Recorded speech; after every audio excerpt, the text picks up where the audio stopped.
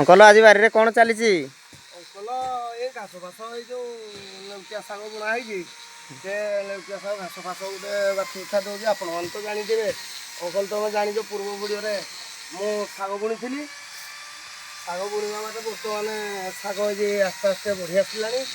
ଆଉ ଦେଖ ବାଇଗଣ ଗଛ ଅଙ୍କଲ ପୂର୍ବ ଭିଡ଼ିଓରେ ଦେଖିଥିଲେ କି ନାହିଁ? ଏ ପୂର୍ବ ଭିଡ଼ିଓରେ ଦେଖ ବାଇଗଣ ଗଛ ମୋର କେତେ ଫୁଲ ହେଇଛି, ଫୁଲ ଆରମ୍ଭ ହେଇଗଲାଣି ଅଙ୍କଲ। ଦେଖ ଆଜି ଏଇ ଦେଖ ଅଙ୍କଲ ଫୁଲ ଫୁଟିଲାଣି। ଦେଖ କେତେ ସୁନ୍ଦର ବାଇଗଣ ଗଛ ଦେଖ ଦେଖ। ଆଉ 10-15 ଦିନ ବେଳକୁ ବାଇଗଣ ମୋର ଫଳ ଆସିଯିବ। ଏଇ ଦେଖ ଏଇ ଲେଉଟିଆ ଶାଗ ଅଙ୍କଲ ଗଛ ଦେଖ, ଏଇ କିଆରିଟା ଦେଖ କେତେ ସୁନ୍ଦର ହେଇଛି ଲେଉଟିଆ ଶାଗ ଅଙ୍କଲ, ଦେଖୁଛ ନା? ମସ୍ତ ହେଇଛି।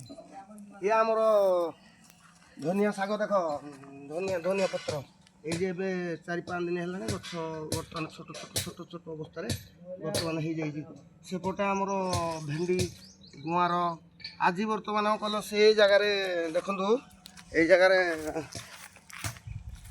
ଇଏ ହେଉଛି ଖରା ପତ୍ର ଶାଗ। ଖରା ଦିନ ପାଇଁ ଇଏ ଦେଖିବେ 5-7 ଦିନ ବେଳକୁ ଇଏ ମିଶା ଗଛ ଉଠିଯିବ।